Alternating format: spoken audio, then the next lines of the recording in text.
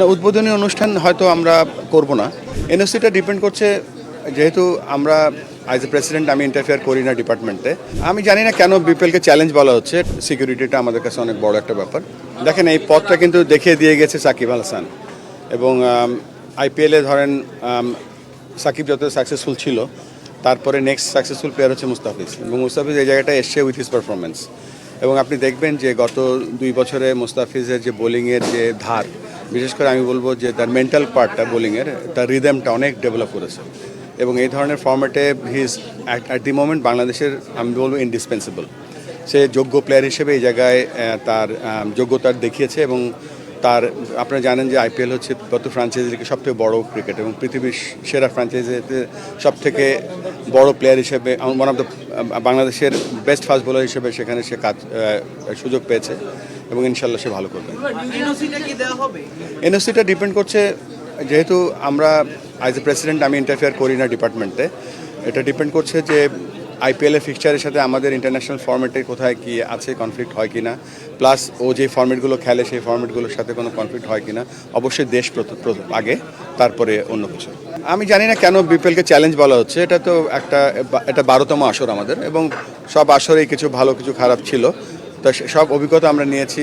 আমাদের হাতে সময় কম ছিল, তারপরে আমরা চেষ্টা করেছি এই বিপিএলটাকে যত সুন্দরভাবে সাজানো যায়।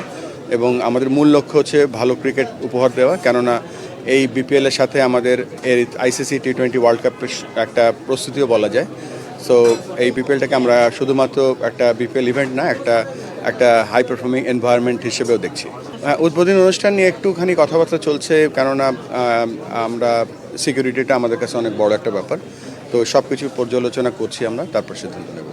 আপনারা জানেন আমার পরিবার অস্ট্রেলিয়াতে থাকে, তা আমি প্রত্যেক 5-6 সপ্তাহ পরে 1 সপ্তাহ 1.5 সপ্তাহের জন্য যাই তাদের সাথে দেখা করতে। So this was one of the holidays. বলো ভাই, বিপিএল এর যে আয়োজন এখন পর্যন্ত যেভাবে চলছে, এখন পর্যন্ত আপনারা সন্তুষ্ট কিনা? সামনে তো আর কিছুদিন বাকি আছে, সবকিছু নাই। অনেক কাজ, আমাদের গভর্নিং কাউন্সিলে যারা আছে তারা অনেক কাজ করছে। আমার ক্রিকেট বোর্ডের প্রত্যেকটা কর্মচারীরা আমাদের হেল্প করছে, বাংলাদেশের বিভিন্ন স্টেক হোল্ডার্সরা আমাদেরকে হেল্প করছে। তো খুব দ্রুত গতিতে কাজ এগিয়ে চলছে। পাইলটের যেটা ইনফ্যাক্ট আপনাদের বলে রাখি, আমি ছিলাম গ্রাউন্ড কমিটির চেয়ারম্যান। পাইলটের সাথে আমার হ্যান্ড ওভার হয়েছে বাংলাদেশ, আমাদের যে শেরে বাংলা স্টেডিয়ামের যে মাঝখানে যে পিচটা আছে, সেই পিচে গিয়ে আমি তাকে হ্যান্ড ওভার করেছি একদম রাইট জায়গায়। সো পাইলটের সবচেয়ে বড় গুণ যেটা, যে মারাত্মক ইনোভেটিভ। যেমন উইকেট কিপার ছিল, ব্যাটসম্যানদের ডিস্টার্ব করে আউট করে দিত, ঠিক সেই রকমই সে ক্রিকেটের এই ফেসিলিটি শুধু মানে ক্রিকেটের যে উইকেটগুলো আছে, উইকেট আউটফিল্ড, আপনারা জানেন শুধুমাত্র এইগুলো মেনটেন করতে হলে যে ধরনের ইকুইপমেন্ট দরকার হয়, এই ইকুইপমেন্টগুলো দেশে বিদেশে কীভাবে আনা যায়। এবং পাইলটের যেটা সবচেয়ে বড় জিনিস যেটা মনে হচ্ছে, দীর্ঘমেয়াদী প্ল্যান করতে জানে ভালো, এবং he has been working on this. আমার এটা একটু ধৈর্য ধরতে হবে আমাদের। এই জন্য একটা সিস্টেমে এত বছর চলেছে। আপনারা জানেন যে আমরা একটা পুরো ব্যাপারটা নতুন এইচআর রিভিউ করে নতুন পলিসিগুলো আমরা ইমপ্লিমেন্ট করছি। তো এই জন্য কিছু কিছু জায়গায় হয়তো আমাদের কাজের মানে প্রসেসের জায়গাটা হয়তো একটু স্লো আছে, বাট সব কিছু ঠিক হয়ে যাবে। আমরা এটাকে অপোজিশন পার্টি হিসেবে কাউকে দেখছি না। এখন দেখেন, বাংলাদেশ ক্রিকেটের সবথেকে বড় ব্র্যান্ড হচ্ছে ঢাকা লিগ, ঢাকার first division, second division, third division, even qualifier. So আমাদের কাছে সবাই বন্ধু, তারা সবাই আমরা আশা করছি খেলবে, আসবে। এবং ফার্স্ট ডিভিশনে বেশ কিছু ক্রিকেট আসেনি, ক্লাব আসেনি। সো আমরা যে প্লেইং কন্ডিশন আছে সেটাই ফলো করব। আর সবগুলো ক্রিকেটকে আমরা সব ক্লাবকে এবং সবাইকে আমন্ত্রণ জানাবো, কেননা আপনারা জানেন যে বাংলাদেশে একটা মাত্র 50 ওভার ক্রিকেট হয়, লিস্ট এ ক্রিকেট হয়, সেটা ঢাকা প্রিমিয়ার লিগ। এবং সেটা যদি কোনোভাবে ব্যাঘাত ঘটে, এটা আমাদের জাতীয় দলের জন্য একটা বড় হুমকি।